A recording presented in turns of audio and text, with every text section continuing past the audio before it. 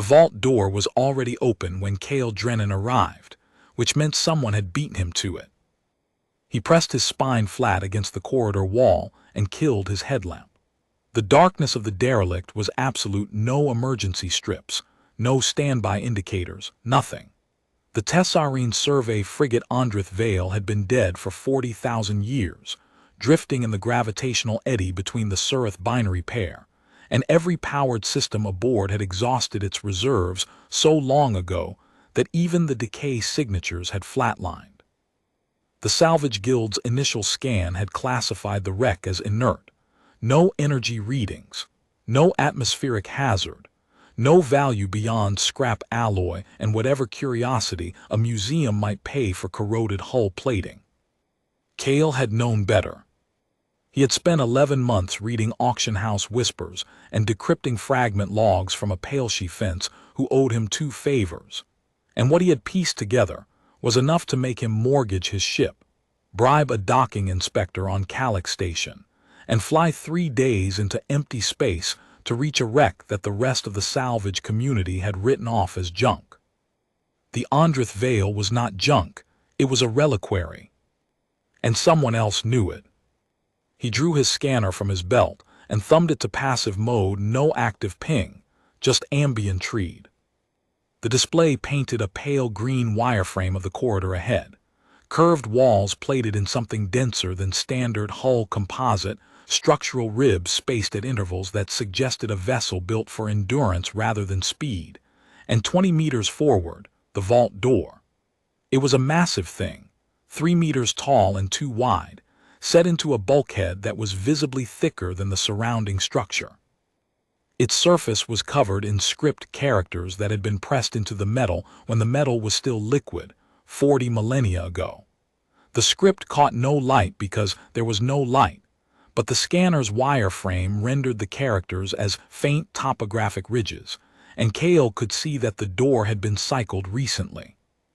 The dust pattern on the deck was broken by boot prints, small boots, light tread, someone who knew how to move quietly in a dead ship. He checked the time stamp on his own entry. He had boarded the Andreth Vale through a hull breach on the starboard quarter less than 40 minutes ago. The boot prints were fresh minutes, not hours. He recalibrated the scanner to map the print's pressure distribution. Whoever it was weighed considerably less than him. The stride was short and precise, no wandering, no hesitation, no exploratory pauses at the corridor junctions he had passed on the way in. This person had known exactly where they were going. They had not needed to search. That meant they had a layout, a schematic. Information that Cale did not have, and had spent 11 months trying to get. Another thief on his job in his vault. The anger was reflexive and professional. Cale Drennan did not share scores. He was Vashiri tall, narrow-framed, gray-skinned, with the triple-lidded eyes that let his species see in light conditions that would blind most others. He had been stealing things since he was old enough to climb, and he had been stealing expensive things since he was old enough to know the difference. His reputation in the periphery's underground salvage markets was simple and specific. Cale Drennan finds what cannot be found, takes what cannot be taken, and does not get caught. It was not bravado, it was a record. 14 years of professional acquisition across the periphery and into the fringes of Concord-administered space. He had pulled a pre-stellar navigation array from a guarded Tessarine museum on Vel Sarin, walked in through the maintenance corridor, bypassed 8 tiers of security, and carried the array out in a modified climate case while the alarms were still cycling through their initialization sequence. He had extracted a set of Dothran ceremonial blades from a sealed display on Calyx Station during operating hours, with 200 visitors in the building, under the noses of armed heritage guards who did not realize the blades were gone until the next morning's inventory check. He had lifted a crystallized star chart from the personal collection of a Concord senator, a job that required 3 months of preparation, a forged heritage inspection credential, and the ability to convince the senator's household staff that a maintenance audit of their atmospheric controls required access to every room in the residence. Each job had been clean, each exit had been invisible, each object had been delivered to its buyer without incident, and no enforcement record in any jurisdiction bore his name. He had never served a detention sentence. He had never lost a score to a competitor. He had never, in 14 years, been beaten to a vault. Until now. He moved forward, silent on the dust-covered deck plates. 14 years of boarding derelicts and sealed sites had taught him how to walk on dead ships, wait on the outer edges of the soles, never heel first, each step placed where the deck plate met the structural rib beneath it, where the composite was thickest and least likely to flex or creak. The Andrith Vale's interior was remarkably intact for its age. No buckling, no corrosion bloom, no micrometeor punctures in the interior bulkheads. Whatever the Tessarines had built this vessel from, it had outlasted the Tessarines themselves. He passed 3 sealed compartments on the approach doors closed, script covered, their mechanisms fused shut by the same process that had preserved the hull. He did not stop to examine them. The boot prints led straight ahead, past every side passage directly to the vault. Focused, purposeful, the walk of someone who had rehearsed this route. He stopped at the vault's threshold. The space beyond was larger than the corridor, a chamber perhaps 15 meters across, with a domed ceiling that rose to a central point. The scanner's wireframe showed storage alcoves lining the curved walls, most of them empty, their contents either removed or disintegrated. A few held shapes that the scanner could not resolve clearly: organic compounds, possibly, or materials with densities outside its calibration range. The air was cold and dead. No moisture, no biological trace. Whatever the Tessarines had stored here had been preserved by vacuum and temperature, and the simple passage of enough time to render even decay irrelevant. At the center of the chamber, on a pedestal that rose from the deck like a fused extension of the hull itself, something sat. Cale's scanner flickered. The wireframe distorted around the central object, the rendering algorithm struggling with a return signal that did not match any material in its database. He switched to thermal overlay.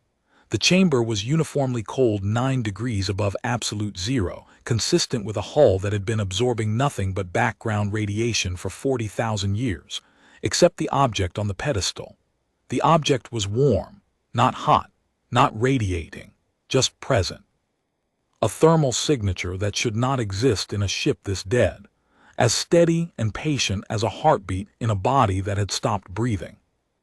An orb, maybe 12 centimeters across, sitting in a shallow depression in the pedestal's surface. Even on the scanner's crude display, he could see that it was covered in the same script as the vault door characters pressed into its surface in dense, spiraling bands that wound from pole to pole. And crouching beside the pedestal, one hand resting on the orb's surface, was the person who had beaten him here. She was human. That was the first surprise. Humans were not common in this stretch of the periphery. The Surith binary pair was 3 relay jumps beyond the nearest human majority station, deep in territory that the conquered of free peoples administered, with the kind of benign indifference that meant no one administered it at all. The second surprise was her gear. She wore a close-fitting field suit in matte black, the kind that serious operators used: no insignia, no rank markers, no identification of any kind. A holstered sidearm on her right thigh, a compact tool harness across her chest with slots for cutting implements, bypass probes, and a containment sleeve. Professional equipment, expensive. The third surprise was that she was not moving. She crouched with her left hand on the orb, fingers spread, palm flat against the scripted surface, and she was completely still. Not frozen, not the rigid stillness of someone caught in calculating. She was still the way a person is still when they are listening to something they did not expect to hear. Cale watched her. He should have announced himself. Standard protocol among professionals in the same trade: you made your presence known, you established priority, you negotiated, or you withdrew. The alternative was violence, and violence in a 40,000-year-old derelict was stupid. Breaching a hull, depressurizing a compartment, triggering a structural collapse, the risks were too high and the margins too thin. Professionals talked first and reached for weapons only when talking failed. But he did not announce himself, because something in the chamber had changed. The orb was glowing. Not brightly, not the sharp, obvious luminescence of a powered device activating. It was subtle, a warmth in the script characters that had not been there moments ago, a faint amber light that bled through the spiraling bands and cast soft shadows on the woman's hand. The glow pulsed, slow, rhythmic, synchronized with something Cale could not identify. He checked his scanner. The thermal reading on the orb had increased by 2 degrees in the 30 seconds he had been standing at the threshold. The woman's fingers tightened slightly on the orb's surface. She tilted her head, the way someone tilts toward a sound that is almost too faint to catch. Her expression, what Cale could see of it in the amber glow, was not fear, not excitement, not the calculating assessment of a professional estimating the value of a find. It was recognition, the quiet, unguarded recognition of someone hearing a voice they had forgotten they knew. Cale had stolen relics from 17 worlds. He had handled artifacts that were older than most civilizations and more valuable than most economies. He had never seen one respond to a person's touch the way this orb was responding to hers. He stepped into the chamber. The woman's hand snapped away from the orb. The glow dimmed but did not vanish. The characters continued to pulse, slower now, as though reluctant to let the contact end. She spun toward him, and in the same motion her right hand found the grip of her sidearm and drew it to a low, ready position. Fast, controlled, the movement of someone who had trained in confined space engagements. "Easy," Cale said. He raised both hands, palms open, showing empty. "I'm not armed, I'm not conquered, and I'm not interested in dying in a ship this old over something neither of us owns." She assessed him in the space of one breath. Her eyes moved from his hands to his belt where his scanner hung, conspicuously not a weapon to his face. She read his species, Vashiri. That told her something. Vashiri were not soldiers, not enforcers, not law. They were traders, brokers, and in the periphery thieves. "Your salvage," she said, not a question. "Independent acquisition, same as you, I expect." "This is a Class 4 heritage site. Independent acquisition is a conquered crime."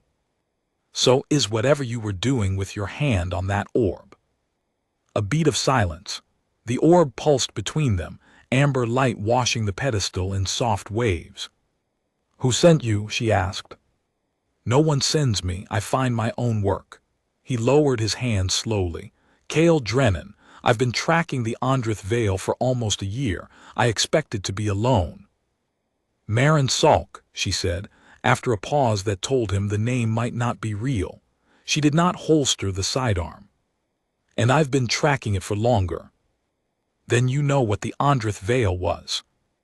"A Tessarine survey frigate, launched from the Tessarine homeworld during the pre-concord expansion era. Lost in the Surith transit corridor approximately 40,000 standard years ago.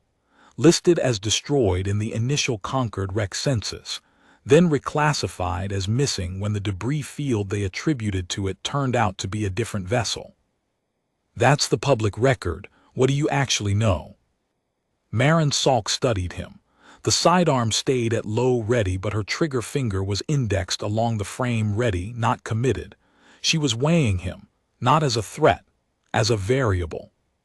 Cale recognized the calculation because he performed it himself every time a job went sideways.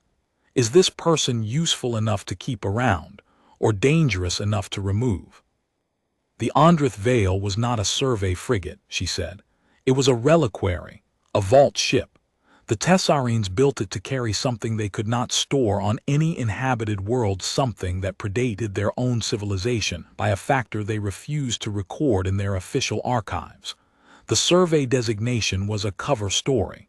The Tessarines who crewed it were not scientists. They were guardians. And the something they carried," Cale said, inclining his head toward the pedestal, is that. They both looked at the orb. It sat in its depression as it had sat for 40 millennia, a sphere of material that was neither stone nor metal nor glass, covered in script that spiraled in bands so dense that the characters overlapped at certain angles. In the low amber glow of its own emission, the script appeared to move not physically, but perceptually, the way a pattern seems to shift when you stare at it long enough. The glow had stabilized since Marin had broken contact, steady, warm, patient. Not dying, waiting. I came here to take it, Marin said. So did I. It's not going to let either of us take it. Cale frowned. What do you mean let? It's an artifact. It doesn't have preferences. Put your hand on it. He looked at her. She was serious. The sidearm was still in her hand, but she had shifted her weight back onto her heels, the posture of someone who had decided, at least provisionally, that the person in front of her was not a primary concern. Something else held her attention. The orb. He moved to the pedestal. Up close, the orb's surface was extraordinary. The script characters were not raised or incised but existed within the material itself, suspended at varying depths like inclusions in crystal. Some were near the surface, sharp and legible. Others were buried deep, visible only as faint shadows. The arrangement was not random. Even without understanding the language, Cale could see structure clusters, sequences, what might have been paragraphs or verses or operational parameters. A complete system. A closed message. Written in a language that no living species could read, preserved in a material that no living species could identify, carried in a ship that had been drifting in the dark since before the Concord existed. He placed his right hand on the orb. Nothing happened. The surface was warmer than the ambient cold of the chamber, consistent with the thermal reading on his scanner. Smooth, but not slick. The script characters had a faint tactile presence, like the grain in polished wood. He pressed his palm flat and waited. Nothing. No pulse, no glow shift, no recognition, no response. He tried his left hand. He tried both hands. He adjusted the angle of contact, pressing first with fingertips, then with the heel of his palm, then cupping the sphere's upper curve the way a reader might cradle a data core. Each time the same result: warmth, smoothness, silence. The orb sat under his hands the way a stone sits under a hand, present, inert, indifferent. He held contact for 10 seconds, then 15, then 30. The amber glow continued its slow, steady pulse, but the rhythm did not change, did not acknowledge him, did not waver. He was touching the surface of a 40,000-year-old artifact, and the artifact was treating him the way it treated the vacuum around it. As background, as environment, as nothing. He pulled his hand away. The rejection was not hostile, it was not a refusal. It was something worse, an absence. The orb did not even register that he had been there. As though his species, his biology, his 40-year Vashiri existence simply did not occupy a category the sphere was designed to notice. It did that for everyone on the Caldara survey, Marin said, watching him. Her voice carried no satisfaction, just the flat certainty of someone stating a law of physics. Tessarine, Palshi, Dothran, Vashiri 46 researchers handled it over the course of the expedition. Comprehensive documentation.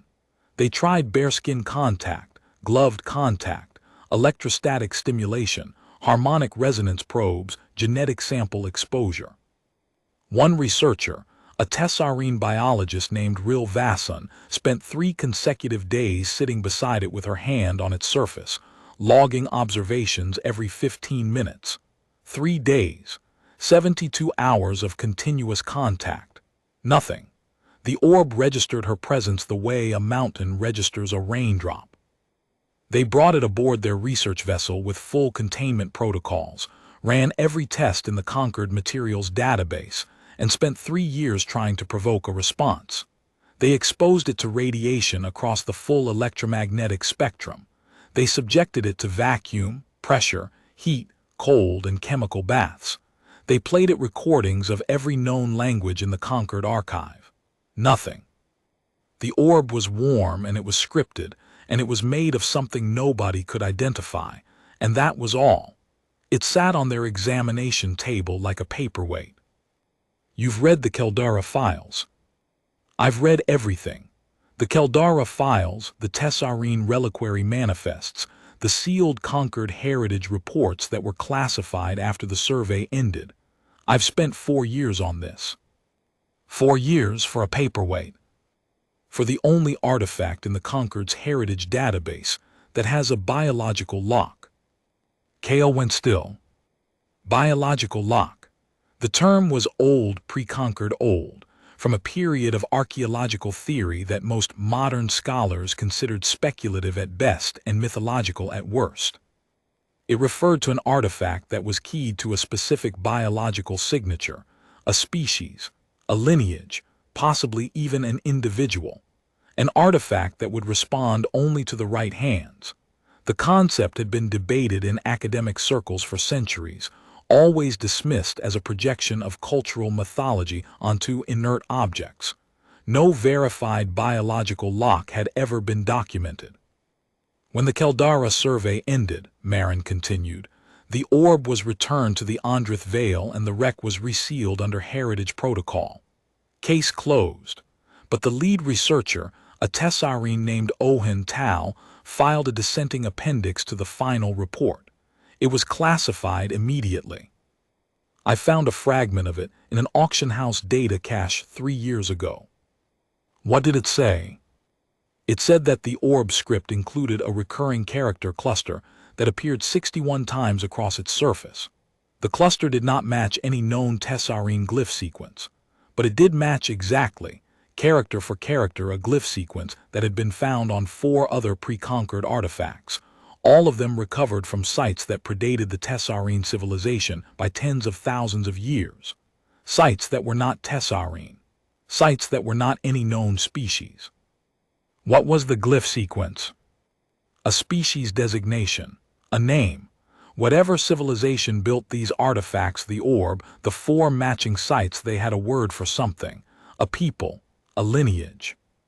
And the word appeared in every artifact they left behind, always in the same position, at the end of the text, in the final cluster, like a signature. She paused, the amber glow pulsed. The Ohen Tal fragment cross-referenced the glyph sequence against every species in the Concord's comparative biology database. There was one match, one species whose genetic markers correlated with the sequence's embedded biological data. Which species? She looked at him. Mine. The word landed in the quiet of the vault like a stone, dropped into deep water. Human. Cale stared at her. She was not joking. Her face held no trace of humor, no performative drama. She was stating a fact as she understood it, with the flat precision of someone who had spent years verifying it and no longer found it remarkable. The orb had a biological lock. The lock was keyed to humans. The artifact was 40,000 years old, built by a civilization that had vanished before the Tessarines existed, and it recognized one species, the species that the galaxy's dominant powers considered young, provincial, and unremarkable. He tried to process the implications and found the scale of them exceeded his capacity for quick assessment. In the periphery, humans were a common enough presence. They crewed cargo ships. They ran maintenance depots. They served in the Concord's administrative apparatus in the same middle-tier positions that every species occupied. They were not exceptional. They were not ancient. Their home system was a single star with a single inhabited world, and their recorded history covered a span of time that the Tessarines measured in footnotes. The idea that a civilization old enough to predate the Tessarines, old enough to predate every known species in the Concord, had looked across the gulf of 40,000 years and said this is the species that matters was not just surprising. It was absurd. It was the kind of claim that, had Marin stated it in any other context, he would have dismissed as delusion or fraud. But the orb was glowing for her.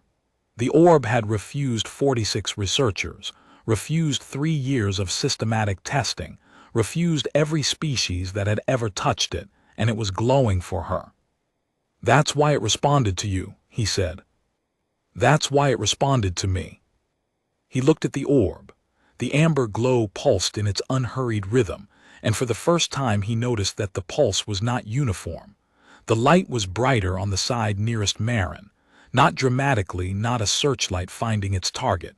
Subtly, the way a flower turns toward light so slowly that you only notice when you look away and look back. "What did you feel?" he asked. She hesitated.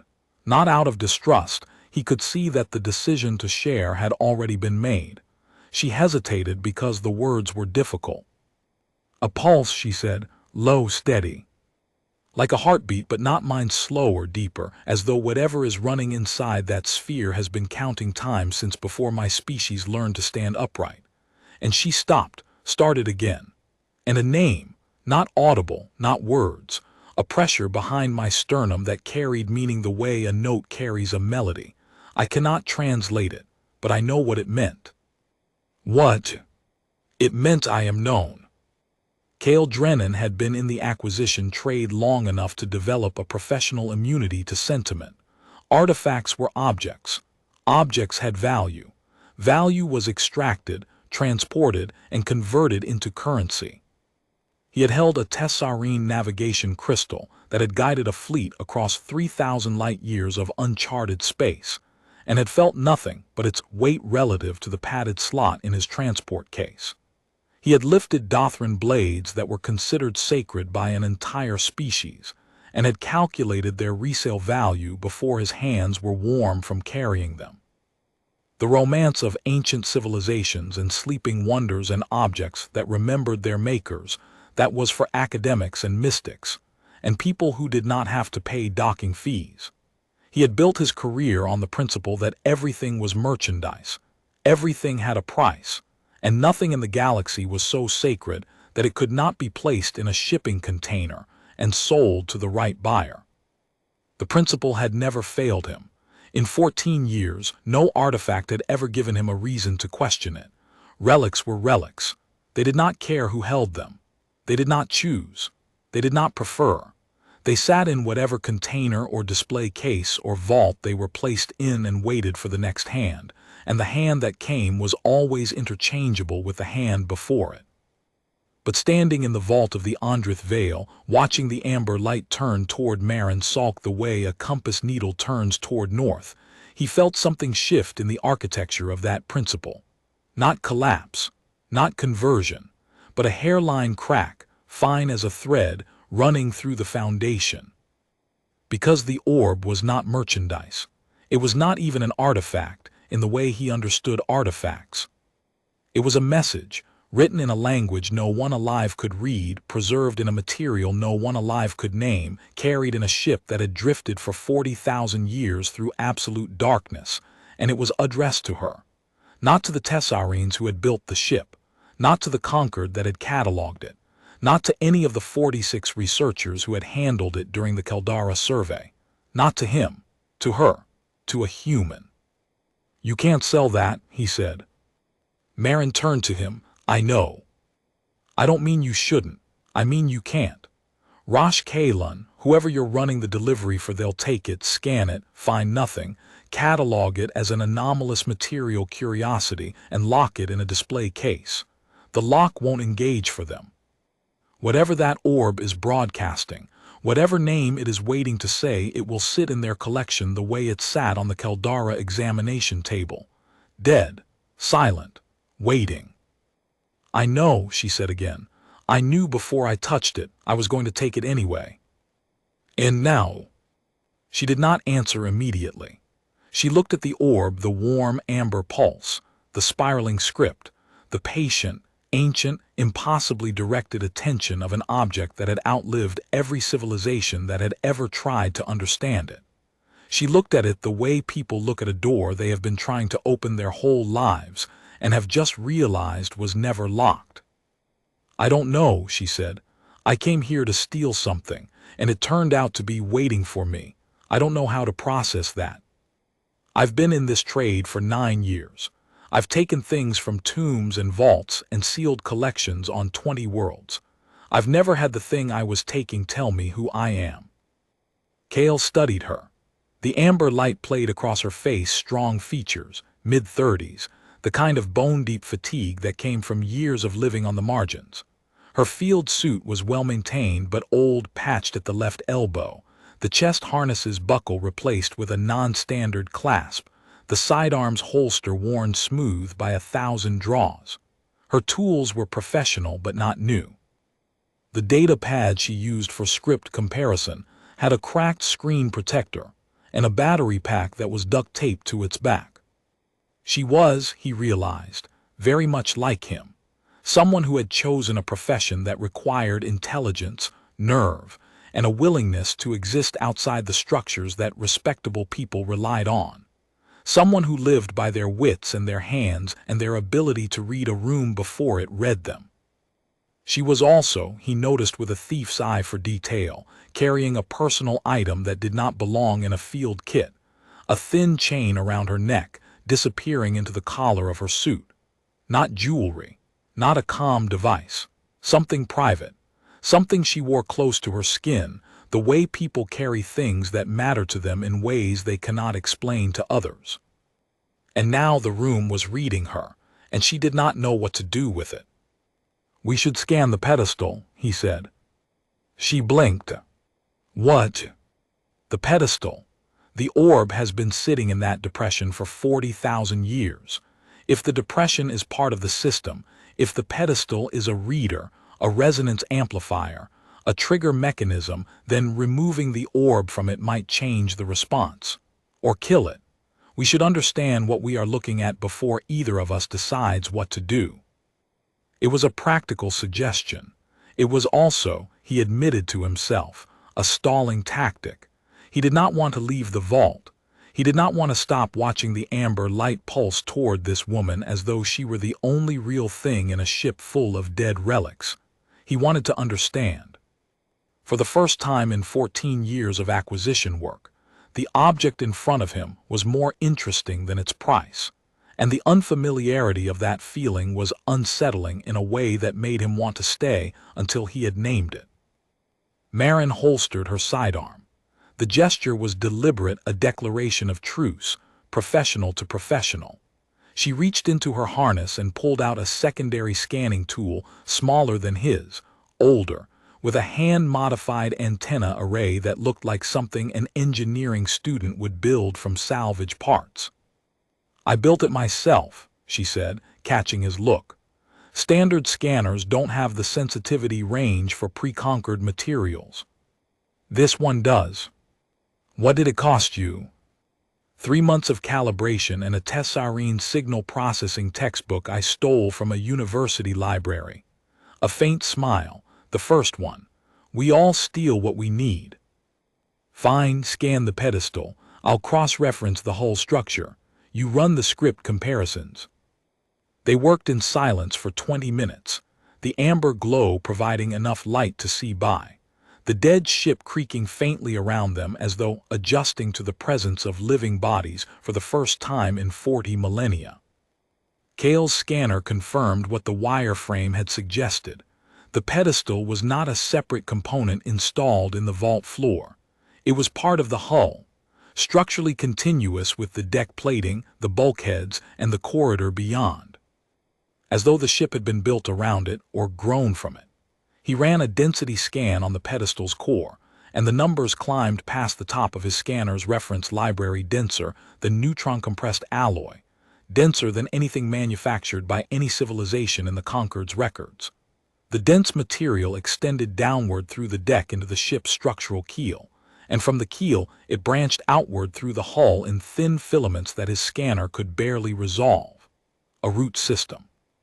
The Andrith veil had been designed as a shell around a single point, the place where the orb sat, and the pedestal was not supporting the orb.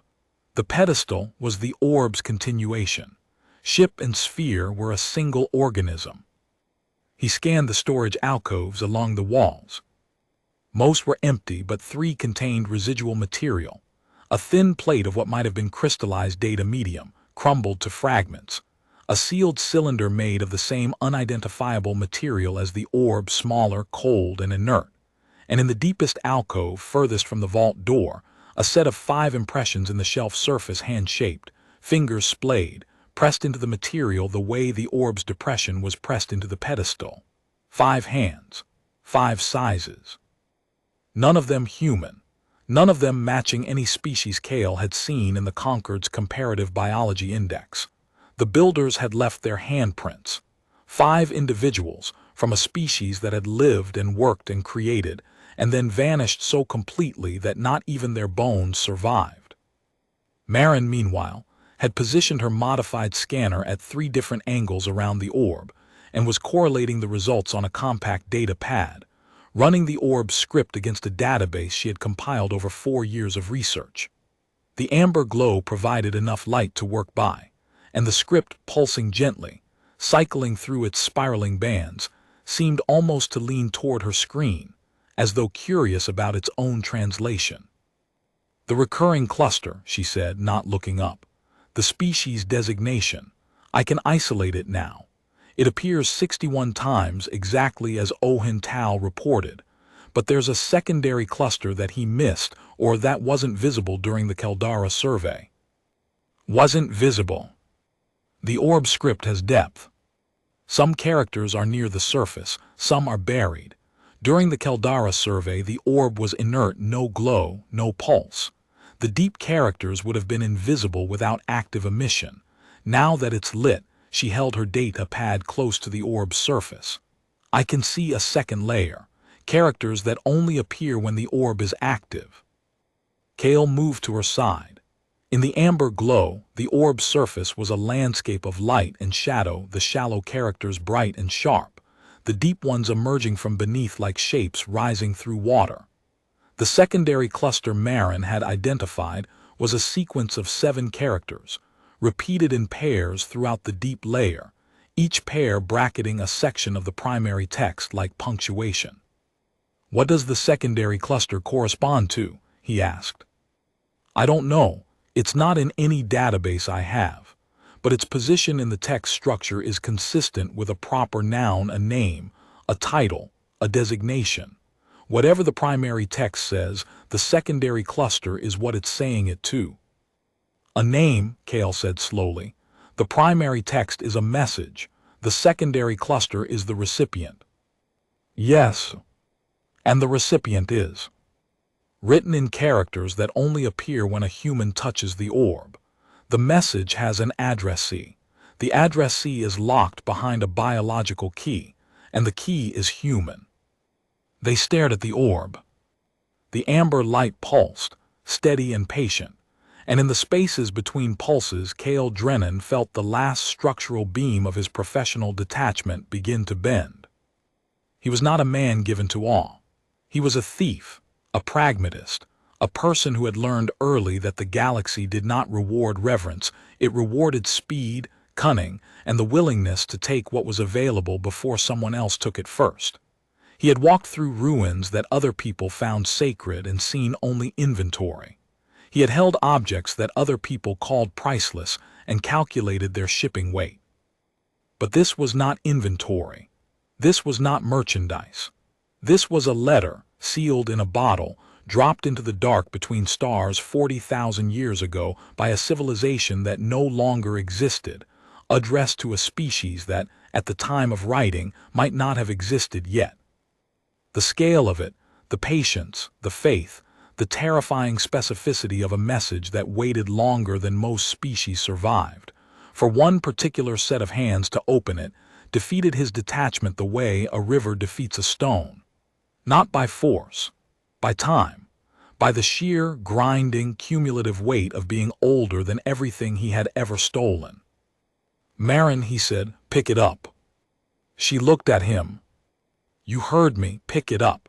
Whatever it is waiting to say, it has been waiting long enough." "I don't know what will happen." "Neither do I, but I know what will happen if you don't. It will keep waiting. Another year, another decade, another century. Another 40,000 years in the dark, pulsing at nothing, holding a name that no one reads. And you will spend the rest of your life knowing that you were here, and you walked away, and you let the thing that knew your name go back to sleep. She shook her head, not refusal, resistance, the last wall of professional caution holding against the weight of what she had already felt. Cale, I'm a thief. I take things for money. That is what I do, that is what I am. If I pick this up and it does what I think it is going to do, then I am no longer a thief picking up an artifact. I am something else. Something I don't have a name for. Something I can't sell, can't trade, can't walk away from. And I have spent my entire adult life being someone who can walk away from anything. I know, he said, so have I. She met his eyes. For a moment they were just two people who had built their lives on the ability to leave, standing in front of the first thing either of them had encountered that made leaving feel like a betrayal. It was, he realized as the silence stretched between them, the most honest conversation he had had with another person in years, perhaps ever. He was a thief talking a fellow thief into doing something that had no profit margin, no exit strategy, and no guarantee of safety. And he meant every word. Marin Salk looked at the orb for a long time. The amber glow pulsed, steady and patient, the way it had pulsed for 400 centuries. It was not urging her. It was not pressuring her. It was simply being what it was, in the same way it had been what it was since the day its makers had set it on this pedestal and walked away knowing, with whatever certainty their calculations provided, that the right hands would come. She reached up and touched the chain around her neck, drew it out of her collar. At the end of the chain hung a small fragment of stone, no, not stone, glass. Black glass with a faint violet shimmer that caught the amber light and refracted it in a way that made Cale's breath stop. He had seen that material before, moments ago, in the orb, in the vault door, in the pedestal. "Where did you get that?" he said. "My grandmother gave it to me," Marin said. "She said it was a family thing. Said it had been in the family for as long as anyone could remember. She didn't know what it was. Nobody did. It was just a piece of black glass on a chain." She held it up. The fragment caught the orb's amber glow and the amber deepened, warmed, shifted toward gold. The orb's pulse quickened not dramatically, not urgently. The way a heartbeat quickens when someone you have been waiting for walks through the door. Marin tucked the fragment back into her collar. She took a breath. She let it out. Then she reached out with both hands, slid her fingers beneath the orb's curve, and lifted it from the pedestal. The vault answered. Not the orb, the vault, the ship. The Andrith Vale itself, dead for 40 millennia, stirred. It began as a sound, a low, subsonic vibration that Cale felt in his teeth before he heard it in his ears. The deck plates hummed. The pedestal vibrated beneath the empty depression where the orb had sat, and a hairline crack of gold light split the depression's surface, not a fracture, but an activation, as though the pedestal was acknowledging the sphere's departure. The curved walls of the vault chamber resonated.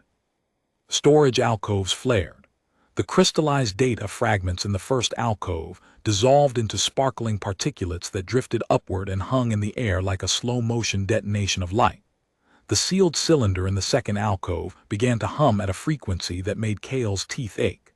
And the 5 handprints in the deepest alcove blazed with gold light, each one a different intensity, as though 5 vanished builders were pressing their palms to the shelf from the other side of 40,000 years. Then the script on the vault door, the same script that covered the orb, ignited. Not amber, gold, a deep, warm architectural gold that flooded the chamber like sunrise through cathedral glass. Every character on every surface lit simultaneously, and the light was not random or decorative. It moved. It flowed. It cascaded along the walls in sequences that pulsed outward from the vault door into the corridor beyond. The 3 sealed compartments Cale had passed on the way in, the ones with fused mechanisms and script-covered doors, blew open, not violently, smoothly, their mechanisms releasing with the oiled precision of locks that had been waiting for exactly this signal. Inside each one, more script ignited. Walls of text in dense columns, diagrams that looked like stellar cartography, schematics that might have been biological or architectural or both, all of them blazing gold and scrolling in real time as though the ship's memory banks were booting from a cold start and dumping their contents onto every available surface. Cale Hurd felt the wave propagating through the ship's hull, section by section, compartment by compartment, the dead vessel illuminating itself from the center outward like a heart, resuming its beat after 40,000 years of arrest. Marin stood at the center of it, the orb cradled in her hands, and the gold light poured from it in streams that wound between her fingers and spiraled up her arms and threw her shadow long and sharp against the far wall. The script on the orb's surface was no longer pulsing. It was blazing every character, every layer, surface, and deep, lit from within by a radiance that was not heat, not energy, not any emission Cale's scanner could classify. The scanner itself had gone dark. The readings had exceeded its capacity, and the device had shut down to protect its core processor. He was witnessing this with his own eyes, without instruments, without the mediation of technology. A Vashiri thief standing in a dead ship that was waking up because a human woman had lifted a sphere from a pedestal. The simplest possible act, picking something up, and the response was everything. Through the open vault door, he could see the corridor filling with gold light as the wave reached further into the ship. A soft hiss announced the vessel's atmospheric processors cycling for the first time in 40 millennia, not generating breathable air, but warming the vacuum, raising the temperature in the surrounding compartments degree by degree, as though the ship were preparing itself for habitation. Somewhere deep in the hull, far below the vault, a rhythmic thudding began, heavy, slow, deliberate. Not mechanical, organic sounding, a pulse that matched the orb's rhythm. The ship's heartbeat, synchronized with the sphere, synchronized with whatever the sphere was synchronized with. The whole vessel was a single instrument, and Marin Salk had just turned it on. The sound deepened. The vibration became a tone, not a mechanical frequency but a voice, vast and low and resonant, rising from the hull itself as though the ship's structure had been designed as a vocal instrument and was now, after 40,000 years of silence, producing the single sustained note it had been built to produce. The note filled the vault. It filled the corridor. It filled, Cale suspected, the entire vessel, every compartment, every corridor, every dead and airless space between hull and hull, all of it singing the same note, all of it aligned to a single purpose. The 5 handprints in the deepest alcove burned brighter than anything else in the chamber, 5 distinct signatures, 5 absent makers, their final imprints radiating gold light so intense that Cale had to shield his eyes with his forearm. The light from those 5 handprints converged on Marin, crossing the chamber in visible beams that arrived at the orb in her hands and sank into it like water into soil. As though the builders themselves, or whatever remained of their intention in the molecular memory of the shelf material, were reaching across 40,000 years to witness the moment they had engineered. The orb spoke. Not audibly, not in any frequency Cale's ears could process. But the script on its surface rearranged itself, the characters flowing, reshuffling, the spiraling bands unwinding and rewinding into a new configuration, and the rearrangement carried meaning the way a gesture carries intent. He did not understand the language.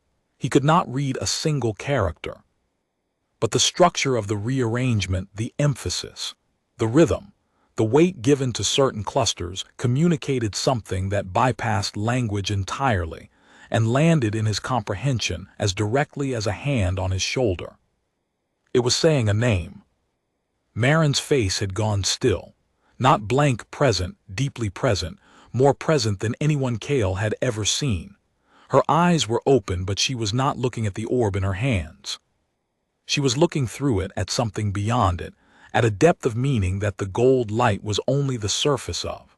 Tears ran down her face, but her expression was not grief. It was recognition. The fierce, quiet, undefended recognition of someone who has just learned something about themselves that they always knew and never had words for. "I can hear it," she said. Her voice was steady, not loud, not dramatic, the voice of someone reporting a fact. "It is saying a name, my name, not Marin Salk, not any name I have ever used, a name that is older than that, older than my family, older than my world, older than every world." She paused.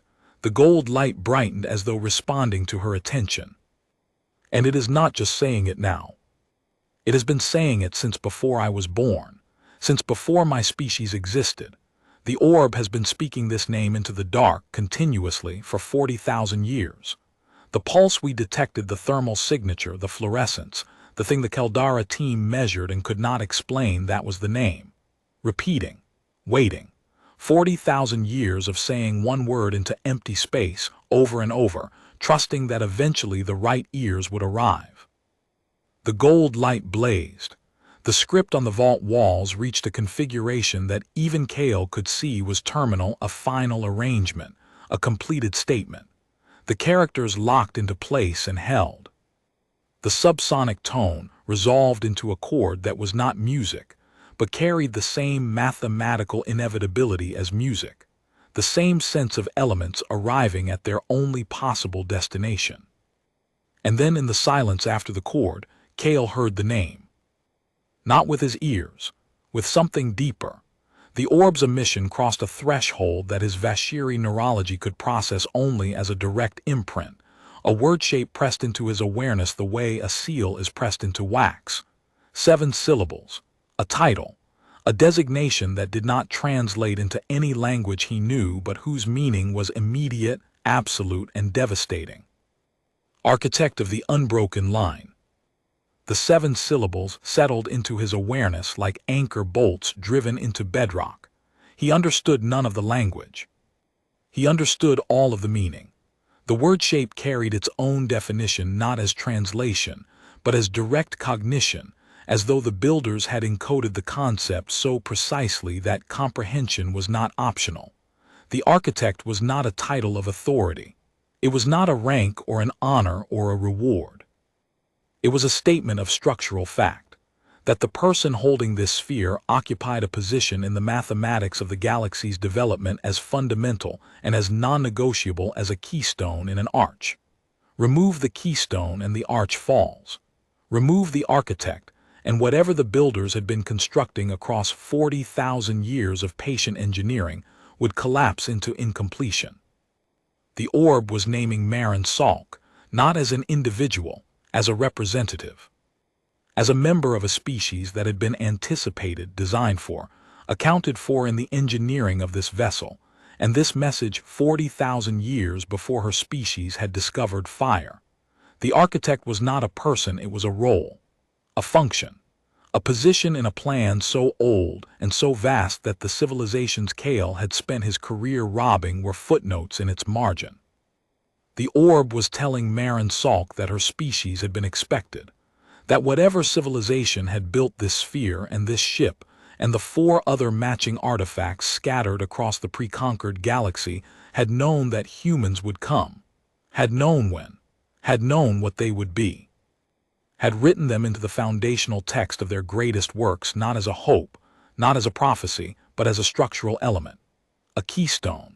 The unbroken line was not a metaphor.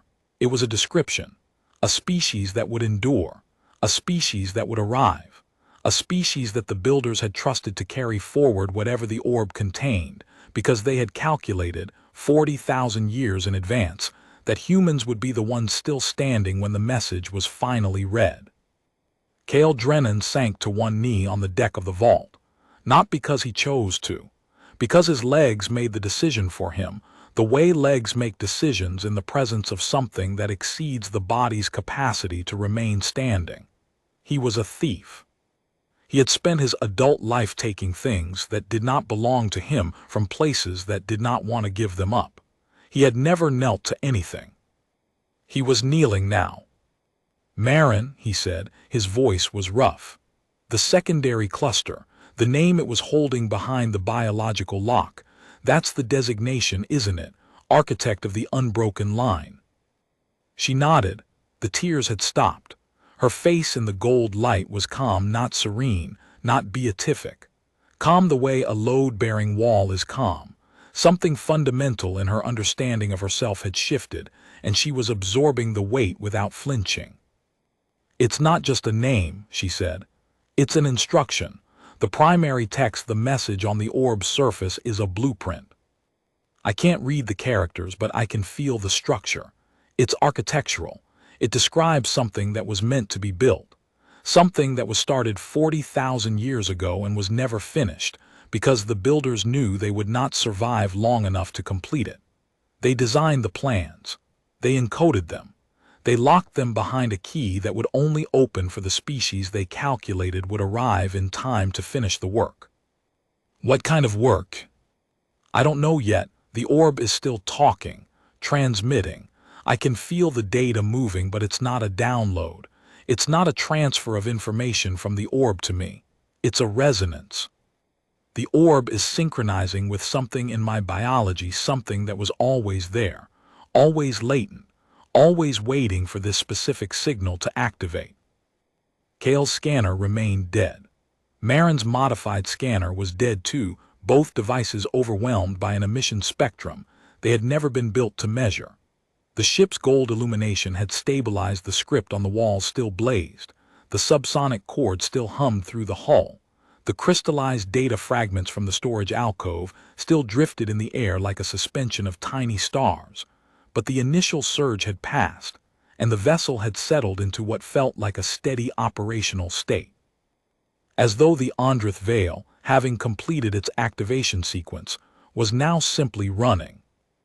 Doing what it was built to do, holding the orb and its architect in a space that was designed 40 millennia ago to be exactly this, a cradle for a conversation between an ancient intelligence and the species it had been waiting to meet.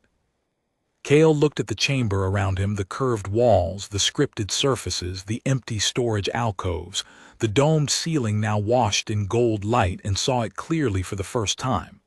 Not as a vault, not as a reliquary, as a womb, a place where something was meant to be born, not a creature, not a being, an understanding.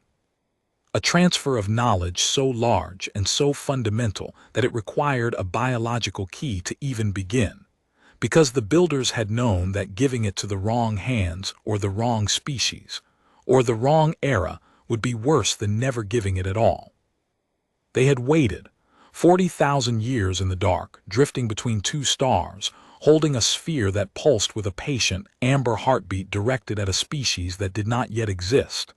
They had waited with the absolute, inhuman confidence of a civilization that had looked at the mathematics of evolution and galactic development and had said, "They will come, not might, will, and when they arrive, they will be ready." Kale thought about the 5 handprints in the storage alcove, 5 individuals from a vanished species, pressing their palms into the shelf material one last time before they walked away. Had they known they would not survive? Had they stood in this vault, in the light of the orb that they had built, and understood that they were making a thing they would never see completed? Had they looked at each other, 5 faces that no living being would ever see again, and said goodbye to the work, and to each other, and to the future they were sealing in a sphere the size of a fist? He thought about what that required, not the technology, not the calculations, the faith. The willingness to pour your entire civilization's accumulated wisdom into a single object, lock it with a key that would not exist for 40,000 years, set it adrift in the dark between 2 stars, and trust. Trust that the mathematics were right. Trust that the species would come. Trust that when they arrived, they would be the kind of people who would pick up a sphere from a pedestal not because they understood what it was, but because they could feel it calling.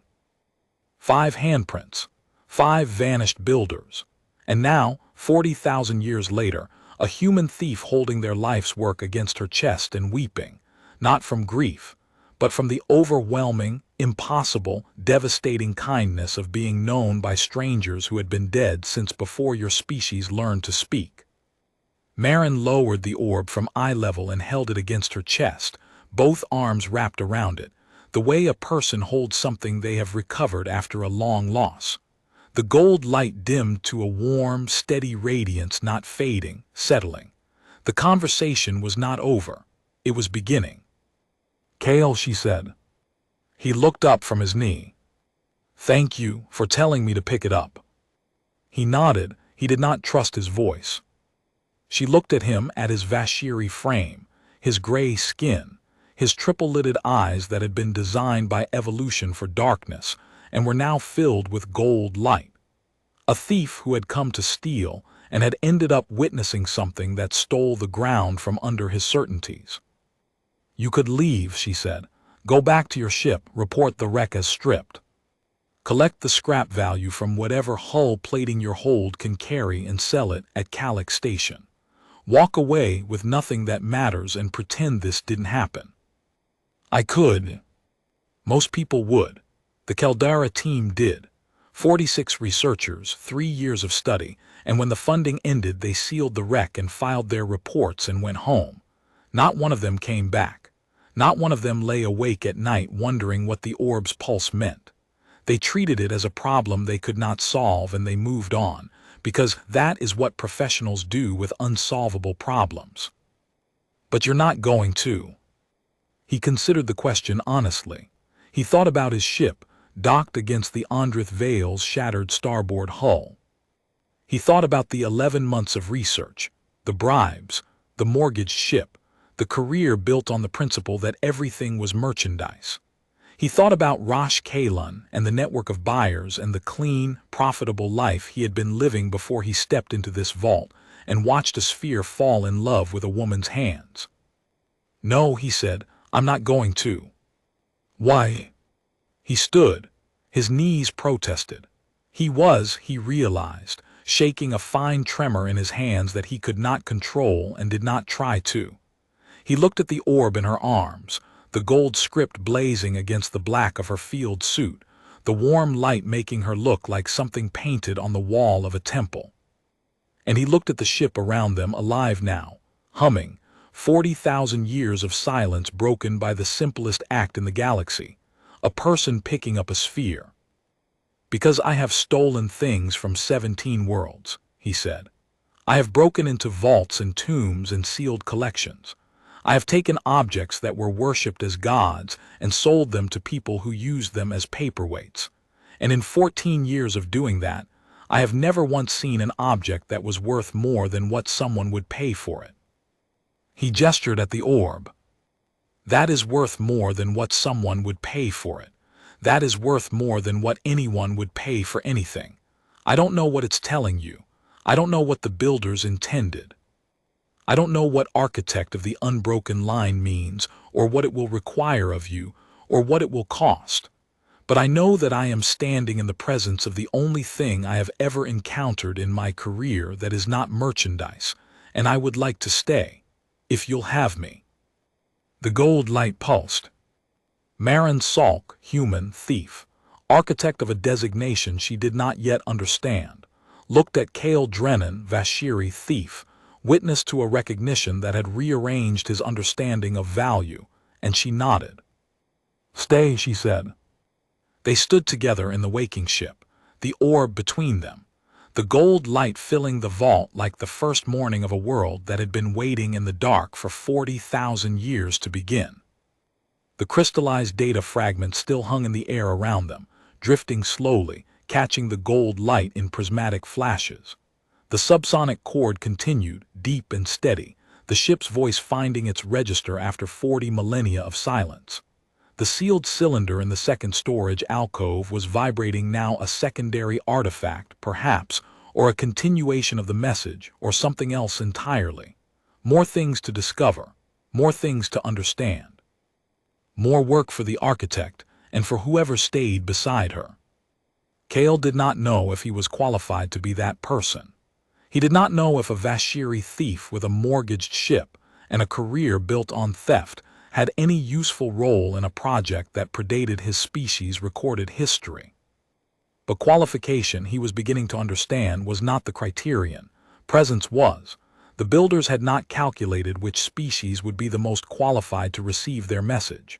They had calculated which species would show up, which species would endure long enough, adapt fast enough, spread far enough, to eventually put a hand on the sphere and hear the name. The unbroken line was not a description of perfection. It was a description of persistence. And persistence, Kale thought, was something humans and Vashiri thieves had in common. Outside, the Surith binary pair burned in the void two ancient stars, circling each other in a slow gravitational waltz that had outlasted every civilization that had ever observed them. The Andrith veil drifted between them, no longer dead. Its hull glowed faintly with the script that had lain dormant since before the Concord, before the Tessarine's rise, before the era of species that now considered themselves old. The ship was not broadcasting. It was not transmitting a distress call or a homing signal or a claim of ownership. It was simply present, warm, lit, running in a way it had not been for 40 millennia.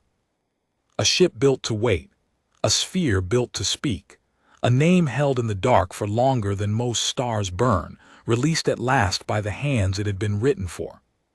Kale Drennan did not know what came next. He did not know what the orb's blueprint described, or what the architect's role required, or where the unbroken line would lead. He did not know if Marin Salk would keep him at her side, or send him away, or if the thing they had woken in this vault would prove to be salvation or burden or both.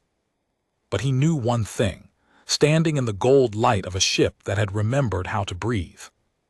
He had come here to steal a relic. Instead, the relic had stolen every comfortable lie he had ever told himself about the nature of things, and had replaced them with a single, devastating truth. Some things in the galaxy are not objects to be taken. They are invitations to be present. And the only appropriate response to 40,000 years of patient, faithful, directed waiting is to stay and bear witness and let the name land where it was always meant to fall.